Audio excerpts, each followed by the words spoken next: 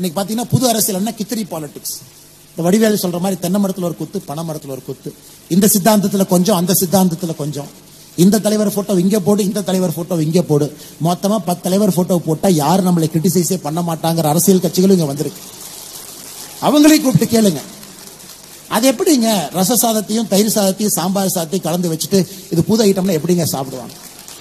ரச சாதம் சொல்லுங்க, சாம்பார் சாதம் சொல்லுங்க, தயிர் சாதம் சொல்லுங்க, மூணையும் சேர்த்து மக்கள் சாப்பிடுவாங்கன்னா சாப்பிட மாட்டாங்க.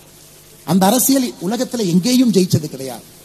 அதனால் எல்லோரும் வர வேண்டும். அடுத்த ஆண்டு வாய்ஸ் ஆஃப் கோவை இது நடத்தும் பொழுது நிச்சயமாக வேறு வேறு சித்தாந்தம் இருக்கக்கூடிய அரசியல் கட்சிகள் தலைவர்கள் எல்லோரும் ஒரு மேடையில் vision for Tamil Nadu, vision for Coimbatore, நீங்க என்ன கொண்டு வருவீங்க?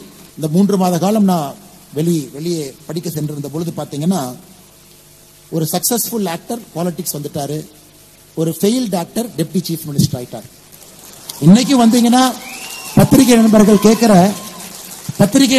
கேட்கிற முதல் கேள்வியும் சினிமாவை சுத்தி தான் இருக்கு.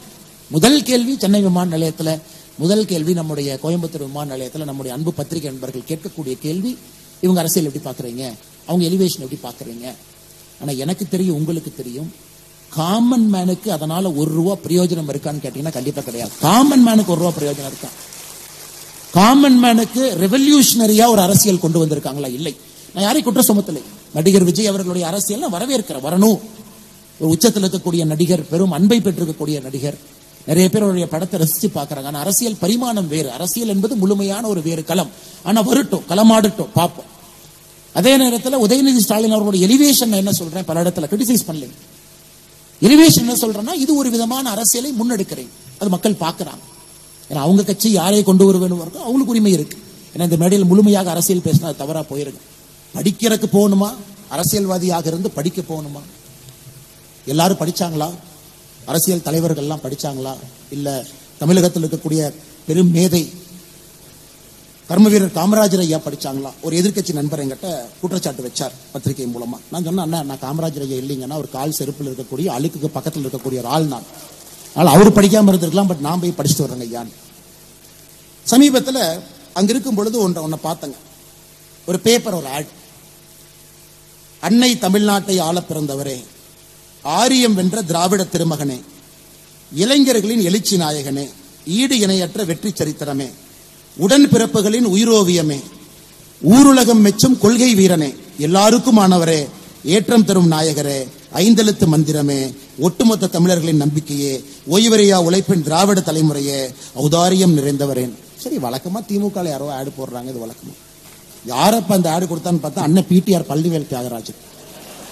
அப்புறம் நான் கேட்டேன், இதுக்கு தான் அமெரிக்கால படிக்க போனீங்களா?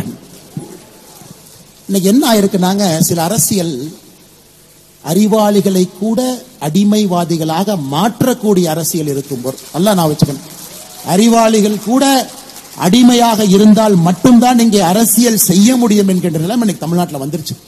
அண்ணன் பிடிஆர் அவர்கள் குறைய சொல்லுங்க, மெத்த படித்தவர், பெரும் நிறுவனத்தில் பணி செஞ்சவர், கண்டிப்பாக தமிழகத்தினுடைய பினான்ஸ் மினிஸ்டர் இருந்தாங்க, ஐடி மினிஸ்டர் இருந்தாங்க, எந்த குறையும் சொல்லுங்க.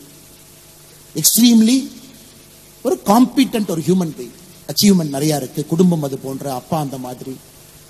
இன்னைக்கு உண்மையை சொல்ல வேண்டும் என்றால் பிடிஆர் பழனிவேல் தியாகராஜன் அவர்கள் சொந்த தொகுதியில பணம் கொடுக்காம ஜெயிக்கிறார், அது உண்மை, அது பாராட்டு, அவரை பாராட்டு. மாற்று கட்சியாக இருந்தாலும் மாற்று சித்தாந்தம் இருந்தாலும் கூட பணம் கொடுக்காம ஒரு மனுஷன் எலெக்ஷன் ஜெயிச்சுட்டு வர்றாருன்னா பிடிஆர் ஜெயிக்கிறார். அதெல்லாம் அந்த பிளஸ் மார்க்லாம் நம்ம போட்டுடலாம். ஆனா மைனஸ் மார்க் பாருங்க, அவரையும் இது போன்ற எழுத வைத்திருக்கிறார், அவரையும் இது போன்ற, அவருக்கும் உதயநிதி ஸ்டாலினுக்கும் தராஸ் தட்டில் உட்கார வச்சு கம்பேர் பண்ண. அதனால் தயவு செய்து இதை நான் ஒரு அரசியல் மேடையாக நான் பயன்படுத்துறேன்னு தவறா நினைச்சுக்காதீங்க. உள்ள இருக்கக்கூடிய உந்துதலை சொல்லுகின்றேன். ஒரு இளைஞன் இங்க இருக்கிறாங்க, வெளியே நிக்கிறாங்க, ஒரு நடுத்தர குடும்பத்தில், விவசாய குடும்பத்தில் அந்த இளைஞன் பிறந்திருக்கின்றான், சகோதரன் சகோதரி, அரசியலுக்கு வர வேண்டும் என்கின்ற ஆசை அந்த குழந்தைக்கு இருக்குன்னா, அமெரிக்கா இங்கிலாந்துலாம் 2 ரூட்டுங்க, படிச்சு மேல போய் உன்னை சாதிச்சு அரசியலுக்கு வரலாம். 90% அந்த ரூட்ல தான் வருவாங்க. 90% பெர்ஃபார்மன்ஸ் பாலிடிக்ஸ் படிப்பாங்க, ஒரு வேலை பார்ப்பாங்க, பேர் வாங்குவாங்க, ஒரு காலகட்டத்திற்கு பிறகு அரசியலுக்கு வர வேண்டும், மக்களுக்கு சேவை செய்யணும், இந்த ரூட். ஆனா தமிழ்நாட்டில் பாத்தீங்கன்னா இந்த ரூட் பொய் என்பதை நாம் தொடர்ந்து ஊர்ஜிதம் செய்து கொண்டிருக்கின்றோம். அடிமையாக ஒருத்தவங்களுக்கு ஜால்ரா போடணும், அவர்கள் நல்லவர்கள்னு சொல்லணும், இது போன்ற மந்திரமே நாயகரே இந்த மாதிரிலாம் எழுதணும். அதனால் இதையும் கூட நடுத்தர மக்கள் நீங்க கேள்வி கேட்கணுங்க. நடுத்தர மக்கள் கேள்வி கேட்கணும். இன்னைக்கு இருக்கக்கூடிய அரசியல் அறிவாளிகளை கூட அடிமைவாதிகளாக மாற்ற ஆரம்பித்தால் இந்த அரசியல் எங்க போய் நிற்கும்? இன்னைக்கு ஆனந்த ரங்கநாதன் ஐயா சொன்னாங்க, எனக்கும் பிடிஆர் அவர்களுக்கும் 1008 கருத்து வேறுபாடுகள் இருக்கு. அதெல்லாம் ஒரு பக்கம் விடுங்க. 1008 கருத்து வேறுபாடுகள் இருந்தாலும் அவருடைய சித்தாந்தத்தில் அவர் உட்கார்ந்திருக்கார். இன்னைக்கு ஒரு அரசியல் கட்சிக்குள்ள புது எனர்ஜி வேணும்னு நீங்க நினைச்சீங்கன்னா இது போன்ற மனிதர்கள் மட்டும்தான் ஒரு புது எனர்ஜியை கொடுக்கும். இன்னைக்கு அவங்க நிலைமை அடுத்து உதயநிதி ஸ்டாலின் அவர்கள் வர வேண்டும் என்றால் நாம் வர வேண்டும் என்பதற்காக எப்படியெல்லாம் மாறிட்டாங்க. அதனால்தான் அன்பு சகோதர சகோதரிகளே, இன்னைக்கு தமிழகத்தில் மிக முக்கியமாக நடக்கக்கூடிய அரசியலை மெரிட் பேஸ்டா, பெர்ஃபார்மன்ஸ் பேஸ்டா, சோசியல் ஜஸ்டிஸ் ஓரியன்டாக கொண்டு செல்ல வேண்டும் என்றால் நடுத்தர மக்களுக்கு தான் அது பொருள். நீங்க தான் விழிக்கணும், நீங்க தான் உறுதியா இருக்கணும், நீங்க தான் எழுந்து நிற்கணும். இன்னைக்கு நம்முடைய மிடில் கிளாஸ் மக்களுக்கு சோசியல் லைஃப் என்னங்க? சோசியல் லைஃபே இல்லை. நல்ல பார்க் இருக்கா? கிடையாது. நடப்பதற்கு இடம் இருக்கா? கிடையாது. 1000 ஏக்கர் பூங்கா இருக்கா நகரத்தினுடைய மையப்பகுதியில் வெளியே குழந்தைகளை கூட்டிட்டு போலாம்? கிடையாது. ஒரு வேர்ல்டு கிளாஸ் ஸ்போர்ட்ஸ் இன்ஃப்ராஸ்ட்ரக்சர், அருமையான ஒரு ஸ்போர்ட்ஸ் இன்ஃப்ரா வச்சிருக்கோம். எல்லா விதமான ஸ்போர்ட்ஸ் ஒரு 150 ஏக்கருக்குள்ள பில்டு பண்ணிருக்கோம். சாட்டர்டே சண்டே குழந்தைகள் விளையாடுவதற்கு வாய்ப்பு கிடையாது. நகரத்துக்குள்ள பொல்யூஷன் இல்லாம போக முடியுமா? நாங்கள் நன்றாக வாழ்வதற்கு என்ன கொடுக்குறீங்கன்னு நீங்க கேளுங்க. இது ரொம்ப முக்கியம். அதுவும் சோகால் மிடில் கிளாஸ் தாங்க கேட்க முடியும். So call middle class. ஆனா நீங்க பிஜேபி தலைவராக மோடி கடிதம் எழுதுறீங்க. இதுவரைக்கும் இந்தியாவில் யாருமே பண்ண மாட்டாங்கன்னா, சென்னை மெட்ரோ வேண்டும் என்று நீங்க எதுக்கு நான் கடிதம் எழுதுனீங்க? அது மத்திய அரசு கொடுக்கும், மாநில அரசு நாங்க தான் செய்யறோம் நாங்க, நீங்க எதுக்கு கடிதம் எழுதுனீங்க?